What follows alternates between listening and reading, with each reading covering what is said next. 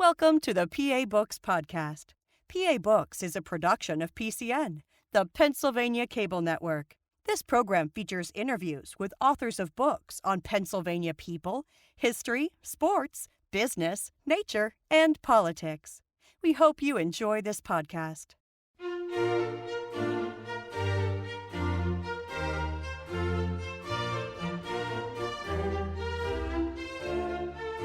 This week on PA Books, Tom McMillan, author of Armistead and Hancock. Tom McMillan is the author of Armistead and Hancock, Behind the Gettysburg Legend of Two Friends at the Turning Point of the Civil War. Now we're talking about Lewis Armistead, who was a Confederate officer during the war, and Winfield Scott Hancock, who was a Union officer during the war. What drew you to these two men? It all started, Phil, with the movie Gettysburg, and which is based on a novel, Killer Angels, and I don't think that those are the two most impactful works, I think, on an entire generation of Gettysburg visitors. But the novel is a novel. It's based on fiction, so it's based on historic fiction. So a lot of it is not true. The novelist, Michael Shaara, did it so well that you can't separate fact from fiction sometimes. And one of the most amazing stories, maybe the most to me, of the movie, was the story of Armistead and Hancock. How close they were, almost brothers. They were longtime friends in the U.S. Army, and they fought together in the Mexican War, and then the Civil War tore them apart, and they had a teary-eyed farewell out in California, and then 2 years later they meet in Gettysburg. Pickett's charge, the most famous attack of the war, and Armistead's men attack Hancock's men, and both fall wounded. Just this incredible story, but as a former journalist, I'm thinking, I don't know that this sounds like it's 100% true, and I know it's fiction, so I just thought I wanted to try to dig behind the story and see what really happened. Because it had such an impact. When I started, I have a lot of friends who were serious students of the battle, and I said, what do you know about Armistead and Hancock? And almost to a person, they recited everything from the movie. So it has such, people sometimes forget that it's not a documentary. I found it to be a great story, a compelling story, just not exactly the one you heard or learned in the movie and the novel, which affects the Rangers and guides. It affects every aspect of Gettysburg today. So was there a point at which you mentioned that you were starting to wonder about how faithful the portrayal was? Did you start to find facts that were not consistent, or did you just start off saying, I wonder what's going on here? I started finding no facts. There are 6 or 7 stories that are the foundation of that movie.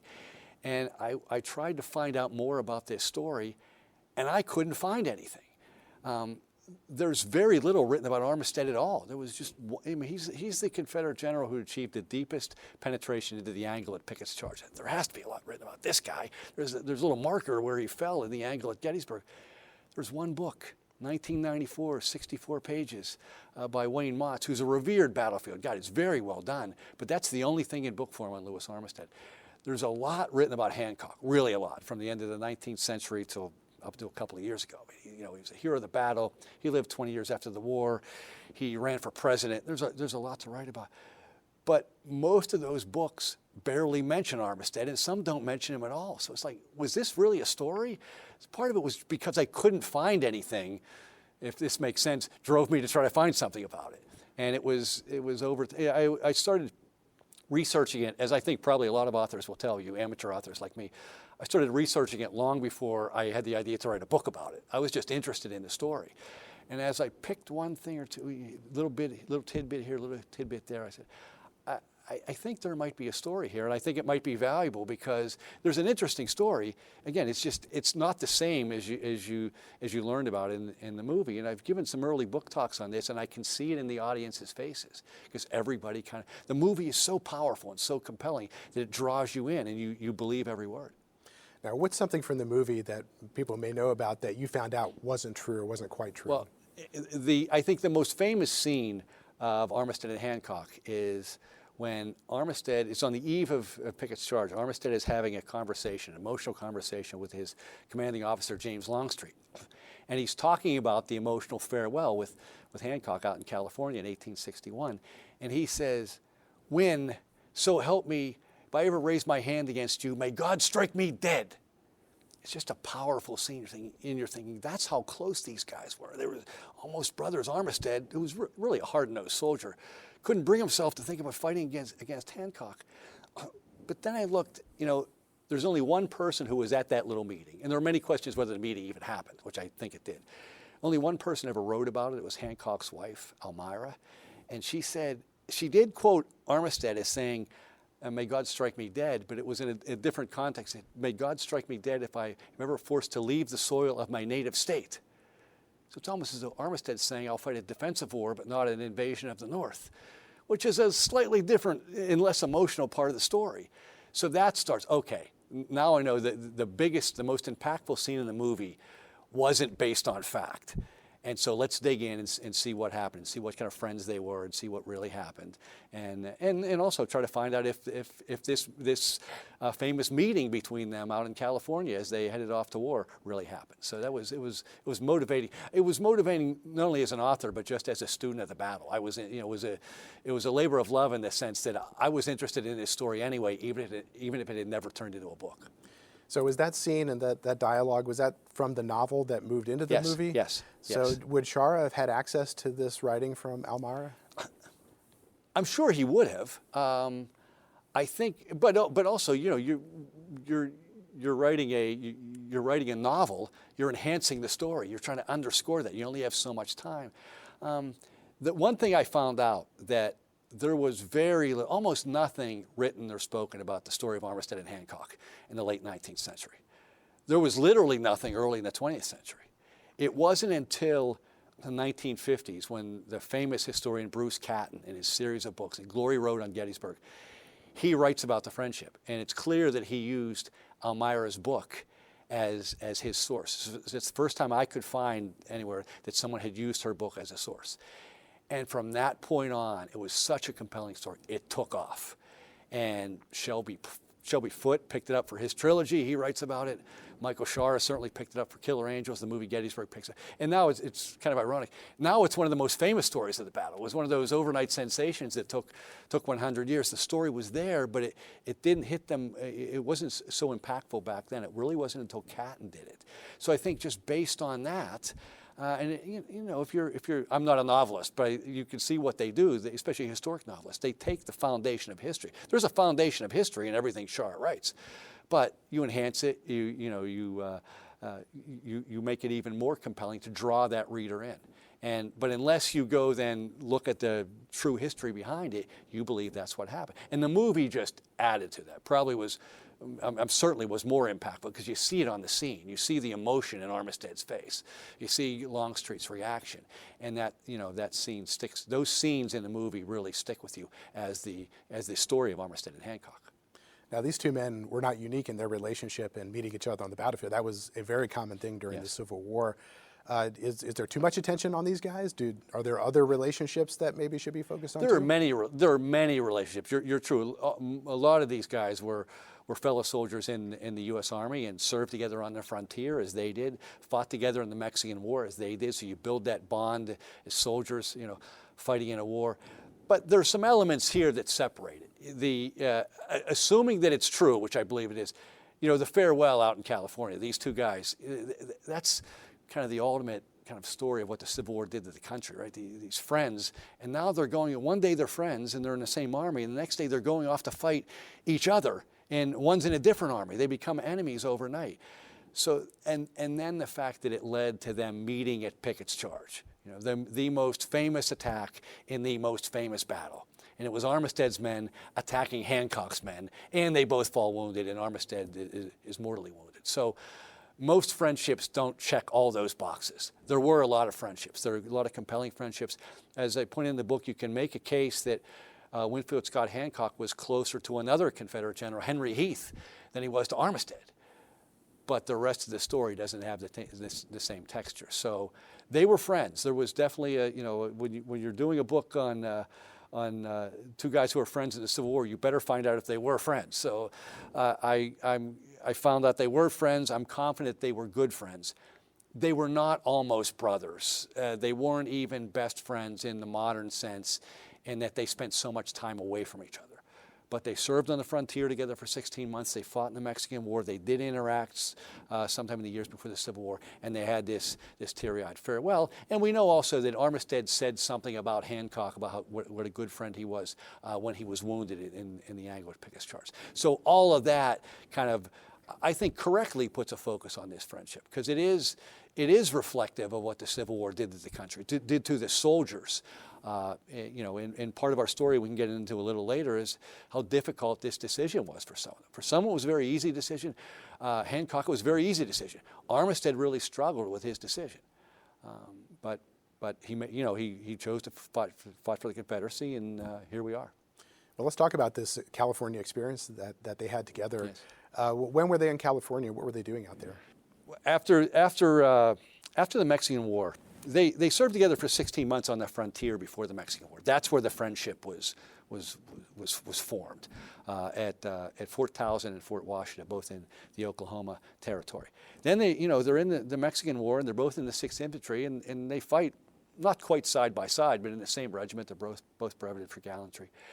For most of the 13 years between 1848 and 61, between the end of the Mexican War and beginning of the Civil War, they're hardly ever together. There was one time where the entire 6th Infantry makes this massive 1,000-mile march to the West Coast. They're together for several months then. But they get there and they're split up. But one thing I found, a piece of evidence I didn't know, at that point, it's 1859, so just 2 years before the Civil War. Armistead is sent to what is now Arizona to deal with some Mojave Indians who were harassing settlers. Hancock is sent to the very small town of Los Angeles, California, maybe 4,000 people back then, and he's going to be the quartermaster there. And one of his duties is to supply Armistead's troops. I found, with the help of my wife, who's a great researcher, a newspaper clipping from the Los Angeles Star in the summer of 1859 that talks about a dispatch arriving to Captain Hancock from Major Armistead. So you can see, even though they're not together, the bond's still there. They're connecting with one another. Now, Hancock stays in California. Armistead goes home for a while. He is reassigned out to San Diego. So he's about 120 miles south. Late December of 1860 is when he gets there. And it's a few months later, late spring, early summer, that this farewell gathering is had. Armistead has made several trips up to L.A. It's not that far away. The newspapers, you can really, for amateur researchers there, you can really find a lot about these guys in addition to Army records by following the newspapers. Newspapers love to write about the Army. And so there are accounts of Armistead being in Los Angeles. So the circumstances certainly existed for this to happen. And then Elmira writes about it. It's rather dramatic. Did she have all the facts right? Probably not. Did she have the date right? Maybe not. Guest list. But there was enough there to make you believe that something did happen. And I found a second obscure account that talked about them meeting, not quite that dramatically, but them meeting before they went off to war. So I believe they did meet. We can go into the meeting a little more if you want to, but that's just kind of how it all came together and how I found out, as much as I think you could find out, why I think that second confirmation, I think it really did happen. Well, let's go back and learn a little bit more about these two men. Okay. Where were they born? Where did they grow up? Armistead was a Virginian born in North Carolina, if that makes any sense. He came from a long line of Virginians, but when he was born, it was at the home of his maternal grandparents, because his father was a brigadier general in the Army. He comes from a very distinguished military family. His father was a brigadier general, so he was born in New Bern, North Carolina. But his father soon bought a farm in Fauquier County, Virginia, and that's where he grew up. So I think if you talk to him, if we're able to talk to Lewis Armistead and go back in time, he would say he was a Virginian, but he was born in North Carolina. You can't underestimate the impact of his family's history. The Armistead men had been serving in the American military since 1680. I found his third great-grandfather was a lieutenant colonel of a horse militia in what county in Virginia at that point. They fought in all the early American wars. And his father and three of his uncles were Army officers and fought in the War of 1812. Two of those uncles were named Lewis and Addison. They both died while in the service of their country. What's our guy's name? Lewis Addison Armistead. He's named for two uncles who gave their lives to the country in the War of 1812. And yet the most famous uncle is the third one, Lieutenant Colonel George Armistead, who defended Fort McHenry in the Battle of Baltimore when Francis Scott Key wrote the national anthem. And not only that, but George took the flag. This may be the hint, maybe the topic of my next book. George took the flag home, the original Star-Spangled Banner. It was in the private possession of his family for 90 years until his grandson gave it to the Smithsonian in the early 20th century. So if you go there tomorrow, that flag, that came directly out of the Armistead family. And then his father is a brigadier general in the Army, third graduate ever from West Point. So there was no question in my mind Lewis Armistead was going to be a soldier. He grew up with that military bearing, and it's no coincidence that his three younger brothers were Confederate soldiers, and it's no coincidence that his son was a Confederate soldier and on his staff at Gettysburg. Military service was part of their DNA. He tries to follow his dad's footsteps. He goes to West Point in 1833. It's probably the most storied career of anyone who never graduated. 3 years on campus, never got out of the freshman class. He was sick a little bit. He wasn't a very good student, obviously. Got in a little bit of trouble. And then there was an incident in 1836 when he was arrested because of disorderly conduct in the mess hall. And the records at West Point, I was up there, the records on exactly what happened are long gone, but the story that made it through the Confederate Army was that he got in a fight in the mess hall with another future Confederate general, Jubal Early, and hit Early over the head with a plate. And that was his transgression, but it was serious at the time. So he talks to his dad, and he writes a letter of resignation. And his resignation is accepted. So you often read about Armistead that he was expelled from West Point. He was not. He might have been. He did to avoid a court martial, but he resigns. And then, because he has great connections, 3 years later as a civilian, he gets a commission in the U.S. Army as a second lieutenant to fight in a war down in Florida. And that then recharged his Army career. And actually his father was one of his commanders while in Florida. So his father's influence, I didn't realize this before I started doing the research. I didn't realize that much about the family. His father's influence was huge. And after the Second Seminole War, he is sent to the frontier to Fort Townsend, and that's where in 1844 he meets a young man named Winfield Scott Hancock. They did not meet at West Point. The movie and the book kind of imply that, talks about them coming up together. Armistead, the older man by 7 years. He's born 1817, Hancock 1824. Hancock, Pennsylvanian, born near and then grew up in Norristown. At 16, it's a great story. He doesn't have the pedigree of the Armisteads, obviously, but his father had a thing for historic names. His father's name was Benjamin Franklin Hancock. And so they have twin sons in 1824. They named one Winfield Scott after the famed soldier. They named the other Hillary Baker, which doesn't to us seem very famous, but I looked it up. He had been mayor of Philadelphia. He fought in the Revolution. It was a locally prominent name. Then they have a third son 6 years later. They name him John Hancock. And so John is with his brother Winfield at Gettysburg. So I hadn't realized this. Both Armistead and Hancock had family members with them at the battle. Hancock does get an appointment to West Point at 16, impressive young man. The one thing that really struck me when he went there is we think of big, strapping Winfield Scott Hancock. He's always described as being such a big guy. You think he's like 6'3", 6'4". When he entered West Point, he was 5 feet 5 inches tall. He had a growth spurt, but his fellow classmates write about him being their pet. So it's interesting to find the stories behind the stories. He ends up being over 6 feet tall, but you just dig into some of that. And then, he graduates. He's sent to Fort Townsend. October of 1844 is the first time we have an Army record of these two guys together on small, very remote post, out in the middle of nowhere, small group of officers. Of course, they're living together and working together, and then they're transferred together to Fort Washington, where there are only 6 officers. So this 16-month period is when the friendship really developed. I mean, they were in some cases the only officers on duty at times. So were they friends? Yes, they were friends. And then they go off to fight in the Mexican War, and the bond is even strengthened by being in battle together. They're both brevetted for gallantry in the Mexican War. They served together in the post-war occupation of Mexico. Between the end of the fighting and the beginning of and signing of the peace treaty, the U.S. Army occupied Mexico, which I didn't know, but made sense. Because a lot of these things, so that makes sense, but I just never studied it that much. They served in the same company. Armistead was the commander, and his lieutenants were Hancock and Henry Heath.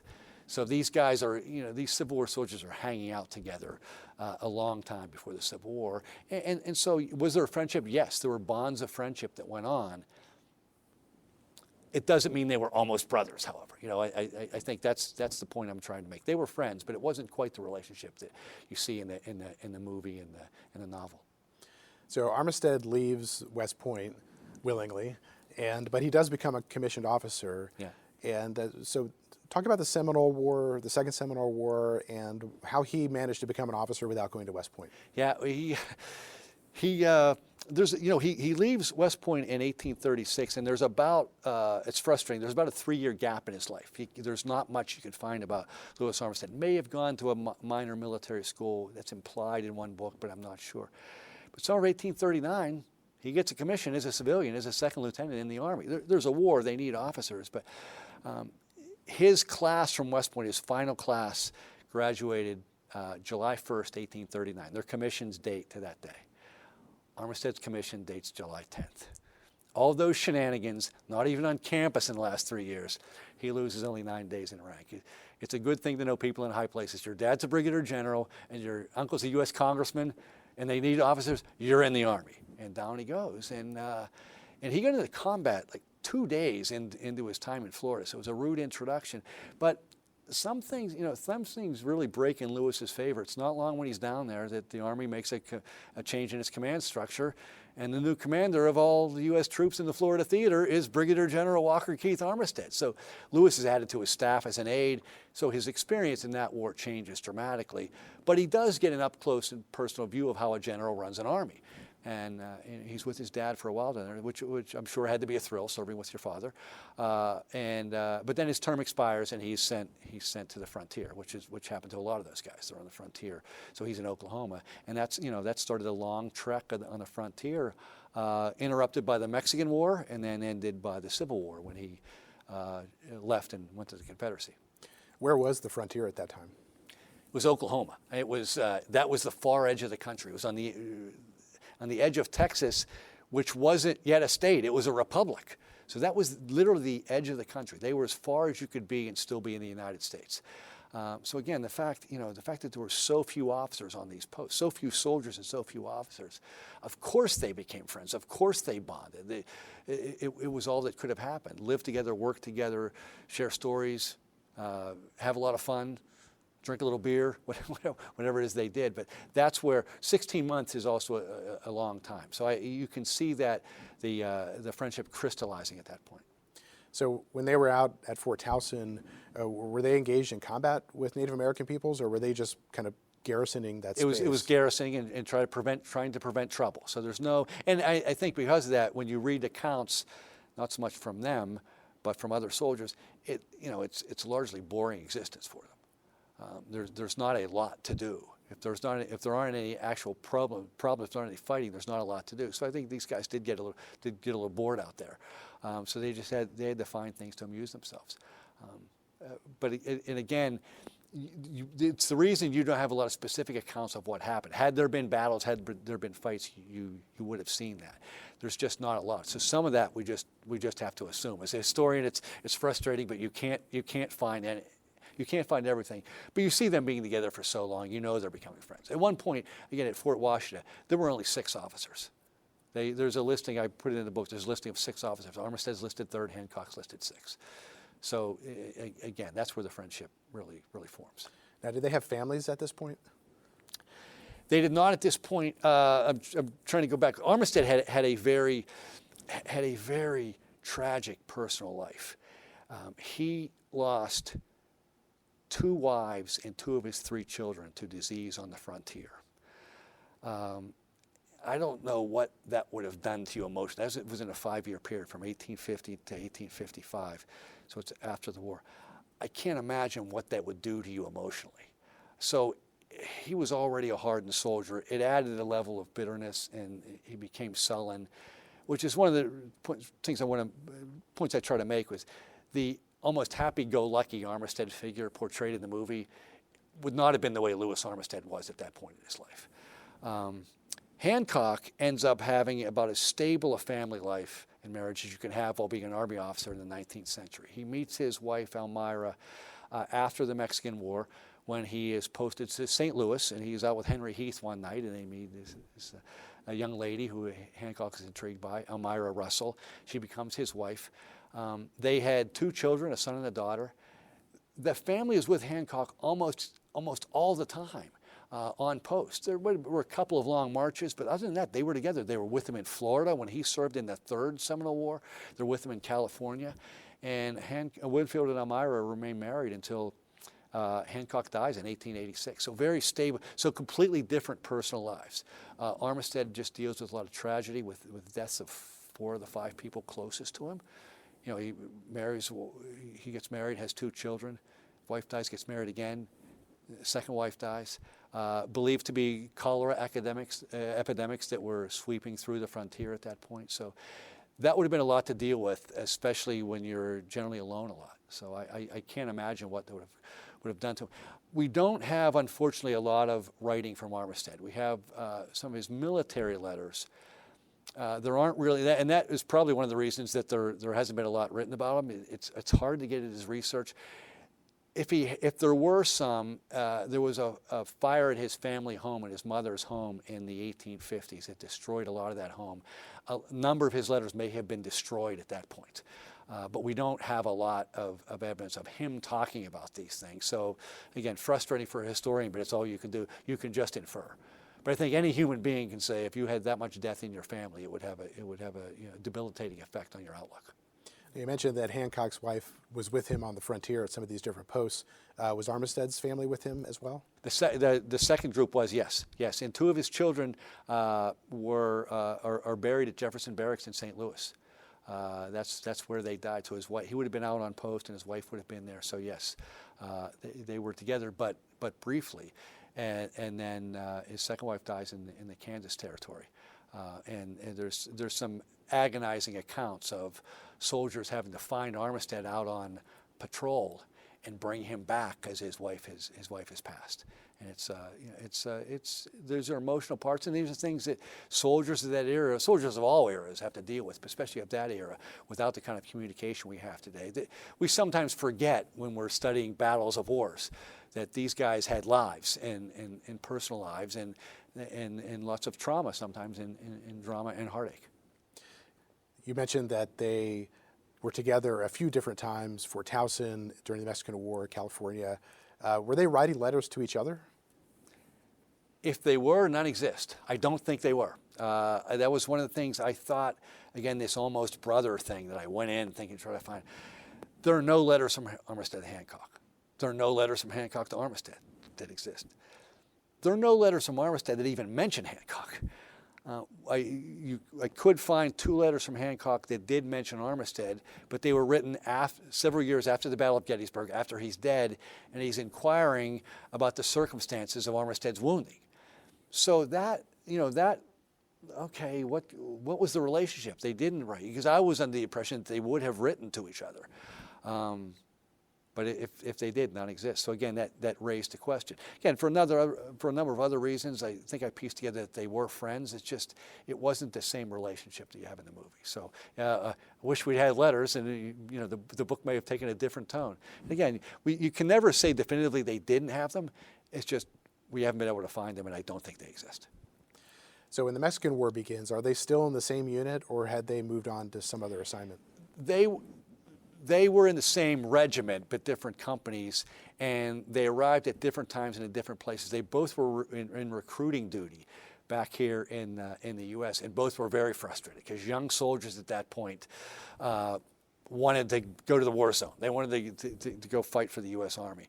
So Armistead got lucky. He got sent on a dispatch to deliver letters to Zachary Taylor.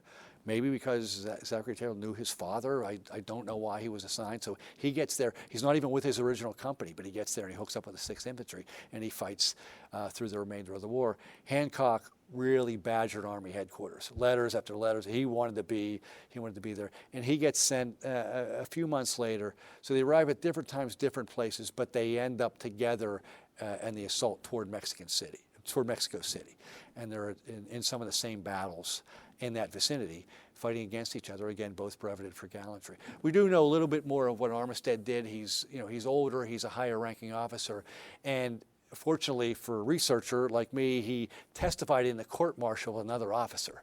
So he described some of his activities of what his unit did in battle in the Mexican War. So we have a few more details there. But they were together fighting in the same regiment, and then they served in the same small company for a number of months after the war, which at that point, again, without the war going on, just occupying, it was kind of relaxed time. I'm sure the friendship with Henry Heath continued to grow and bond. So they were eager to get to the war, and then they got there. How did they perform in combat? They were, again, Armistead was brevetted for gallantry multiple times. Hancock brevetted at least once.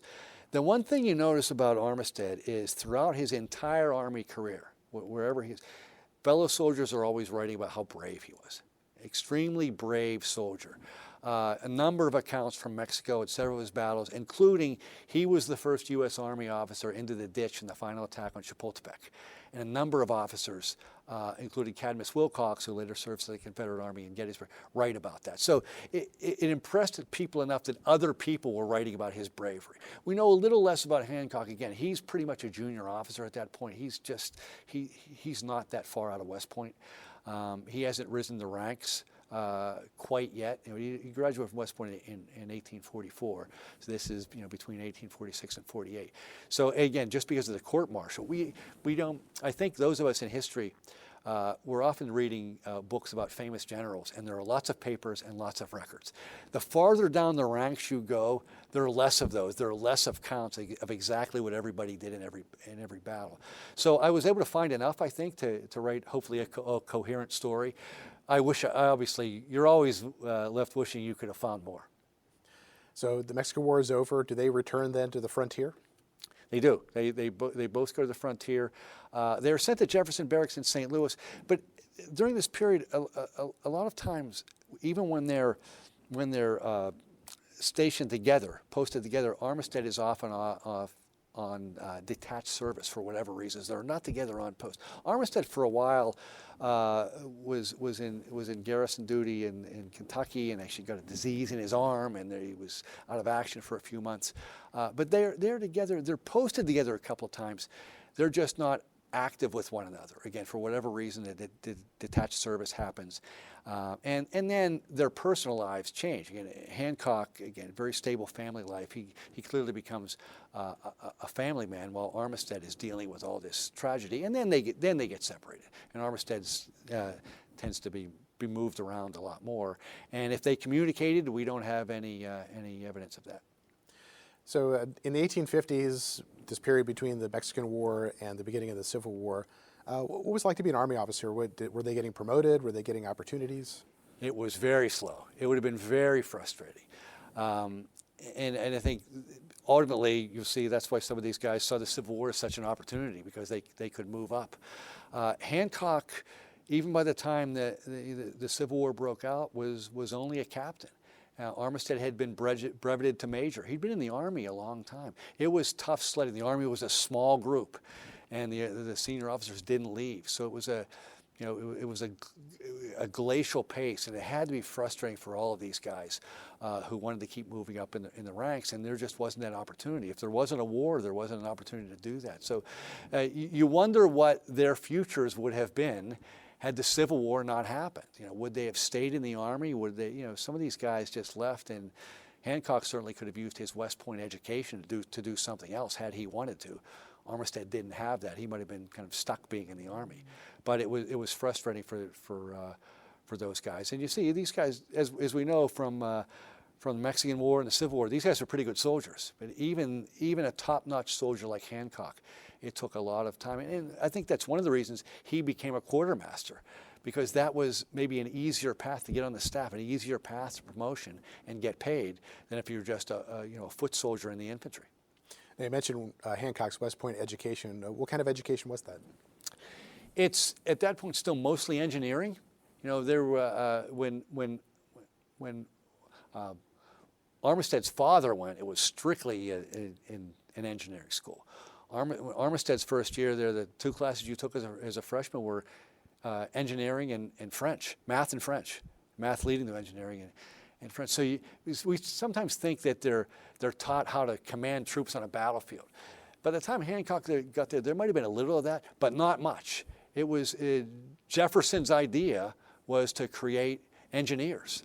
So that's why you see a lot of these guys, a lot of the guys who came back to the Union Army in the Civil War had left the U.S. Army to become engineers in the 1850s. And then they went back into the Army, into the Union Army when the Civil War began. So it did give you a path for another career, but it wasn't quite the same. It wasn't, the vast study of military tactics constantly 24/7 that we might think it was. Now, Armistead, he left West Point and was commissioned separately. Did that have a negative impact on his career? Was he considered the equal of the West Point graduates?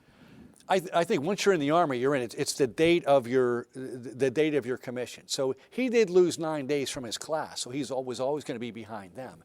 But from that point on, no, and he proved himself to be a very valuable and effective soldier. So I think once that happened, you could fight, you could fight.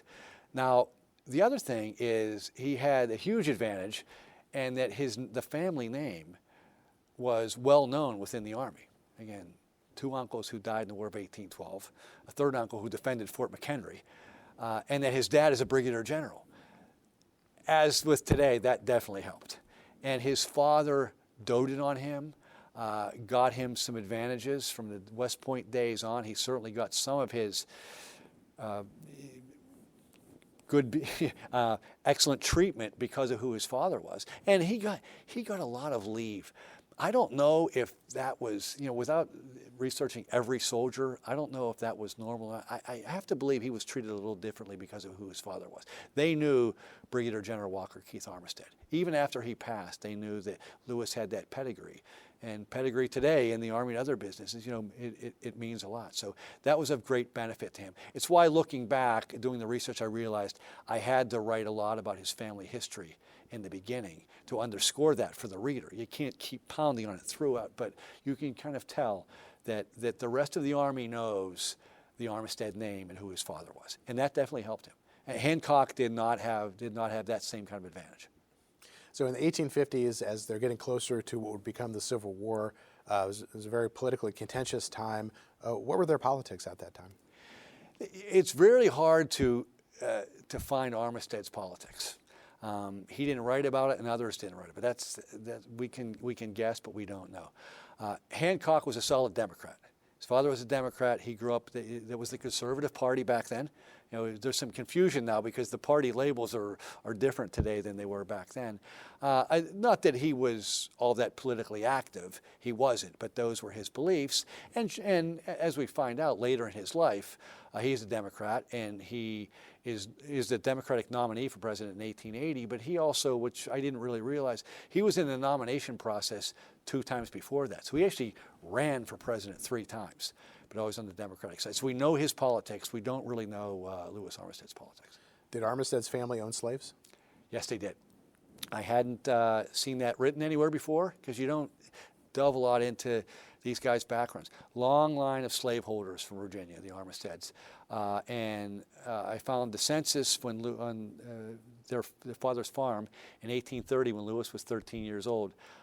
There are 19 slaves listed. So this is, he's a teenager. So he and his brothers grew up on a farm where slavery to them was normal. It was what they grew into.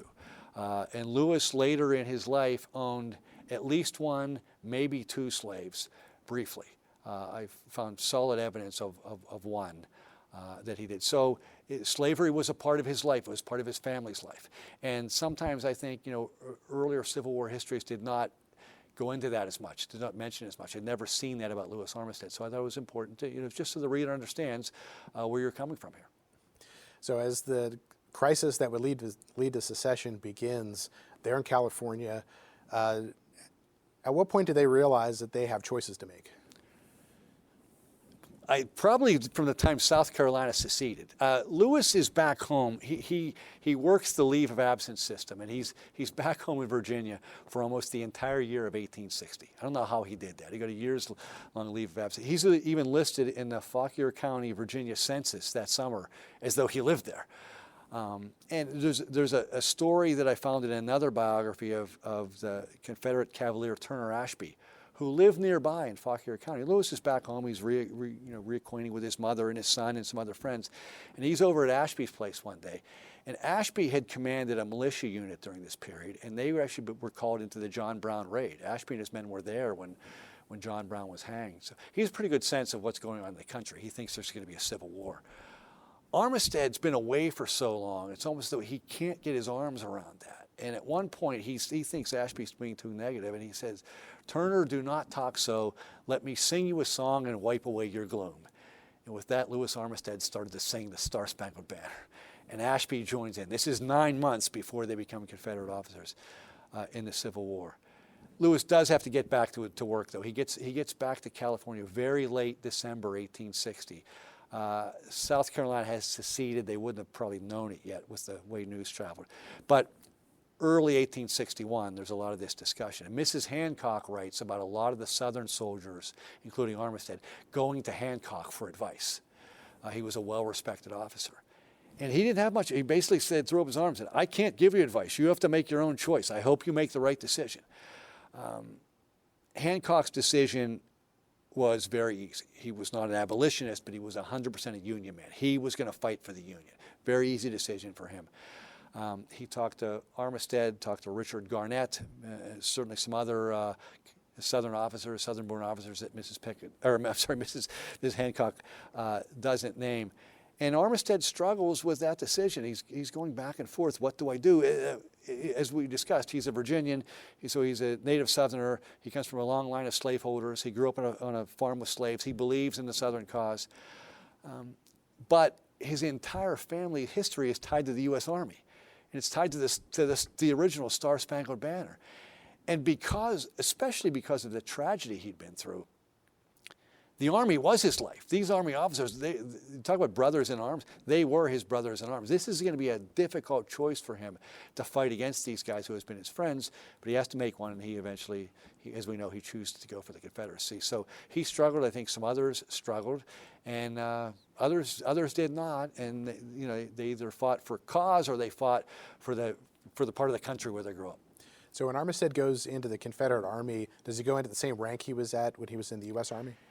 No, you don't do that. The ranks were different once you got into the Confederate Army. He becomes a colonel. He comes back east. He becomes a colonel of a regiment, and then he moves pretty quickly up to brigade command, and he becomes a brigade. And it was curious to me that he never really rose above that. He became a brigadier general, but it doesn't appear that he ever was considered for division, much less a corps, which is surprising in that you think he was such a veteran Army officer, and though he hadn't graduated, had gone to West Point. So there must have been some assessment that this was his level. He was a brigadier. That's what he could do. He was a good fighting brigadier. And there was a part of the story of the farewell out in California is that Mrs. Hancock writes that Armistead brought along his U.S. Army major's uniform to give to Hancock in case he might sometime need it. Hancock was only a captain. He never needed the major's uniform because when he came east, he became a general.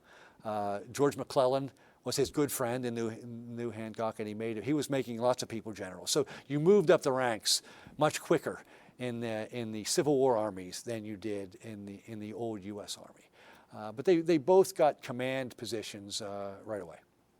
So Hancock goes from being one Army officer in Los Angeles and a captain to going to be a general commanding thousands of troops. How did he make that transition? Yeah. Incredibly well.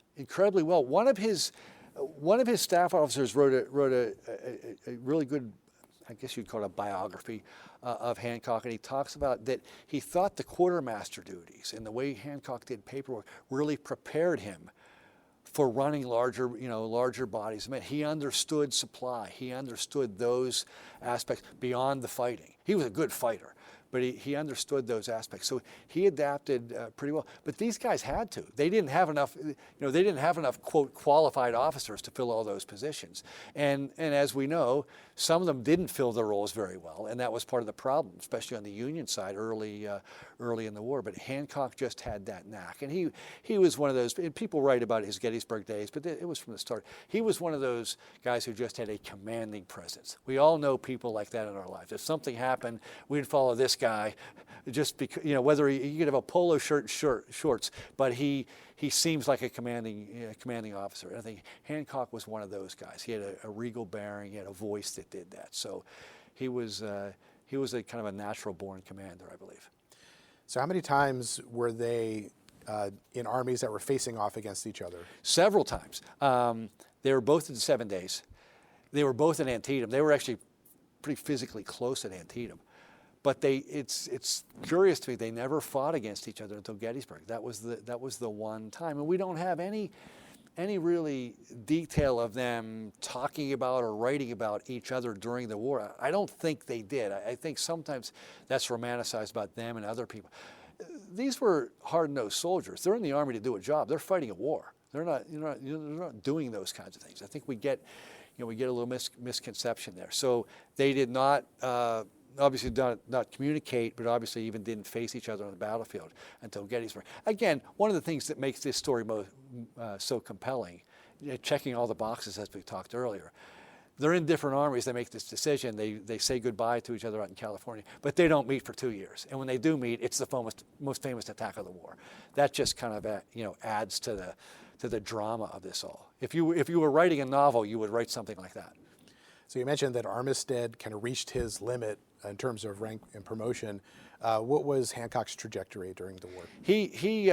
I think he became a major general. I think he could have gone even higher had he not been wounded at Gettysburg. He recovered, but he never really recovered. He wasn't the same after Gettysburg. I think there may not have been an opening, but I think that's why he didn't rise to higher command. He seemed to be someone who was on that kind of trajectory. But he did remain in the Army for the rest of his life and had several key posts in the Army, especially back in the East in his later years, and oversaw Ulysses S. Grant's funeral. So he was a well-respected Army officer through the rest of his life. So let's talk about Gettysburg.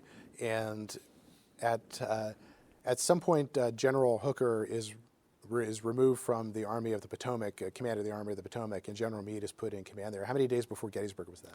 3 or 4, right? It's June 28th, I think. It's amazing. It's amazing when you think, and Meade, I think, never gets enough credit for how challenging that would have been to take over. Of course, he doesn't know there's going to be a battle in 3 days, but all of a sudden he's put in charge of the Army in arguably one of the most pivotal, if not the most pivotal, battles of the war. So he's reorganizing quickly, and he has to rely on the only thing he could do is rely on the people that he trusted, because he doesn't know everybody, and everybody hasn't served under his command. He's going from Corps command to running the Army. Fortunately, he knew Hancock, and he trusted Hancock. So does he, as the battle is beginning on July 1st and reports of the battle are coming back to Meade, what does he have Hancock do? Yeah, Hancock, he sends Hancock up to Gettysburg to be his eyes and ears. And he gives him an order that he can command the field, even though he wouldn't be the senior officer. Meade was given that power by Army headquarters down in Washington. Said, you do what you have to do. So Hancock comes to Gettysburg in the middle of basically when the Army is retreating from its first day's defeat back to Cemetery Hill, and he takes charge. And there is obviously the legendary battle with another general, Oliver Otis Howard, who was in charge before Hancock got there and who outranked Hancock. And one of the challenges of being a historian is there are so many accounts, so many conflicting accounts of what was said and what really happened.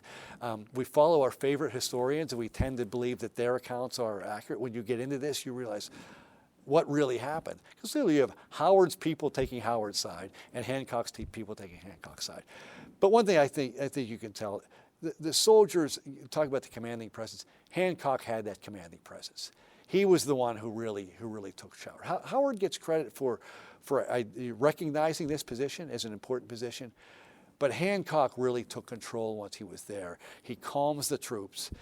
There is no coincidence that his statue at Gettysburg is on East Cemetery Hill, and on it, Hancock is on his horse with his hand out like this. He's calming the troops. That's from that moment on July 1st, when the troops were stampeding back to their final line. And he actually, if you look, he took control and he moved enough troops around that he actually created the beginning of the famous fishhook line that the Union Army ended up defending. Winfield Scott Hancock did that.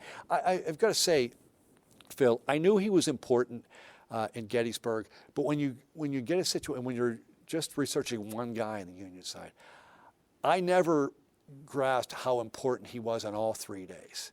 He played a key role on all 3 days of that battle. Maybe no greater than what he did on the second day. It's astounding what he did. When you study the whole battle, you lose a little bit about that because there are so many other stories. When you just focus on what Hancock did, it is amazing. They were by far his best 3 days in Army command. But as we know, if you're going to, in the Civil War, if you're going to have 3 good days, you want those to be at Gettysburg. And he set up the Army that night, July 1st, to do what it did then on July 2nd and 3rd. Still a lot of work to be done, but the foundation was there. There's always the debate as to whether Hancock selected the battlefield. Did he actually select it? There's that reputation. Meade, in differing accounts, said he did and he didn't. And then Meade started to say, well, I selected it. Sometimes there's a little revisionist history here too. But there's no doubt that Hancock didn't tell him we shouldn't fight here. Hancock's reluctance to pull back meant that in many ways he selected the battlefield. So he deserves a lot of credit, if not the full lion's share credit for doing that. Meade had to make the ultimate decision. But at some point they were going to stay here. And Winfield Scott Hancock had a lot to do with that. What was his role on the second day? His role on the second day was to be everywhere at all times. It's amazing where he was. They're forming there. More troops are coming in. They're forming their line on Cemetery Ridge, and nobody really knows what's going to unfold that day. As we know, the Dan Sickles controversy, where Dan Sickles, against orders, moves the Third Corps forward, which caused all sorts of chaos. You can debate that move. Caused all sorts of chaos. And Hancock is then, at one point, dispatched to take over the Third Corps as well. He was well-versed in profanity. He issued a lot of profanity then because he had his own Second Corps right here. I want to command these guys. Now I've got to command this guy's corps, which is a mess. But he basically, for the rest of that day, was moving troops and plugging holes. The echelon attack was to create holes from the Confederate side, and it did. And Hancock plugged them. He sent Caldwell's division to the wheat field. He plugged troops in against Barksdale. He plugged the 1st Minnesota in when it appeared the line was going to be breaking, right near where the Pennsylvania Memorial is today. That one regiment, he fired them forward. But then he kept going because the Confederate attack continued. They came over the same field as Pickett's charge. He got more troops to plug that line of what is now the angle. And then in the evening, the 11th Corps is under siege on East Cemetery Hill, and he sends troops over there to plug that hole. So every asset of that battle, every aspect, Hancock had a role in it. It's just amazing when you think about it. And there may be some people watching this and saying, "Yeah, I know that," which we do. But to get it all at once, just focus on that, it is amazing what he did that day. And then, of course, he's at Meade's Council of War that night at the Leicester House. And he wants to stay and fight. He said, the time for retreat is over. So he played a huge aspect. As much as he did in the third day, as much as he did in the first, I think his greatest day was the second day at Gettysburg. So as Hancock is doing that, where's Armistead and when does he get to Gettysburg? Good point. Armistead, first day, they're still back in Chambersburg. They were helping, Pickett's division was helping to guard the trains. They don't leave until early in the morning of the 2nd. They get to the battlefield the afternoon of the 2nd. Pickett wants to go right into battle. The battle was raging. Lee said, I need to hold you. I need to hold you in reserve. He needed some fresh troops. They had marched all day. So they weren't even there on the first day, and they weren't really even witnesses. They were behind the lines on the second day. So they're kind of biding their time waiting to get into battle. And I'm sure there was nervousness and anxiousness, but inevitably you're going into battle. And the one thing about Armistead's brigade, they had not been in that many pitched battles. There were only a couple. So they were, when we think of them as veterans, they weren't all that tested. And I think they probably wanted to prove their mettle too. So they're still waiting for their chance on the 3rd. So when they are thrown in for the famous Pickett's charge, was this a moment where Armistead proved himself? Well, I think, again, his bravery, if you follow his career, it's not surprising that he was brave. A lot of us only know, and I would admit to being one of those, a lot of us only knew Armistead from Gettysburg.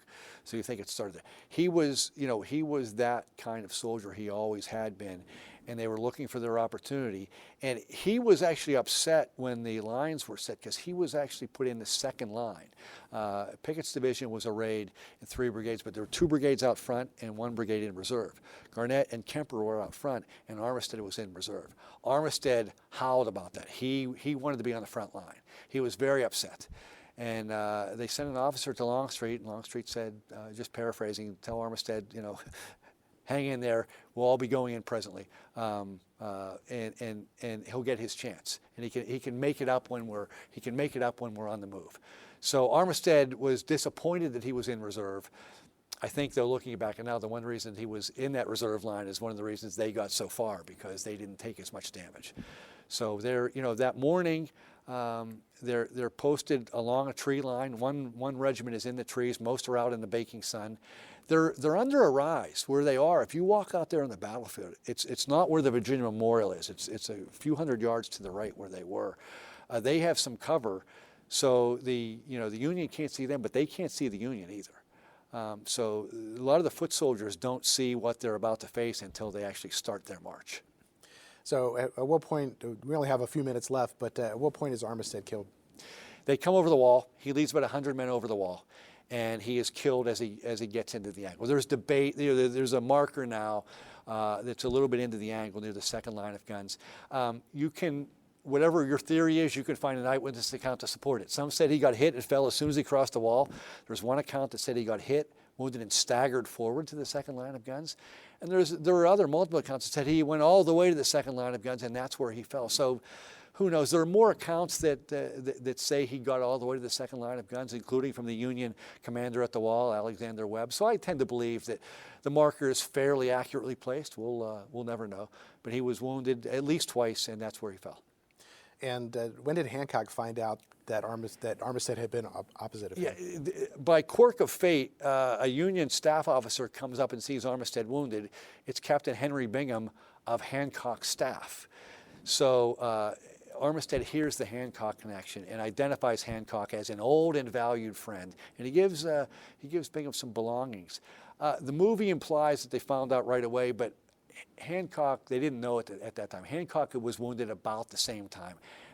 Bingham did not know that at the time. So it's not until Bingham goes back to Hancock, 20 minutes later, I don't know exactly what the time frame is, not long, but probably 20 minutes, that he tells Hancock of Armistead's wounding. So that's when they find out. And then Armistead is carried to the George Spangler Farm, which is now a restored Civil War hospital at Gettysburg. The Gettysburg Foundation has done a great job up there. So you can go see a Civil War hospital, and that's the place where 2 days later that Lewis Armistead died.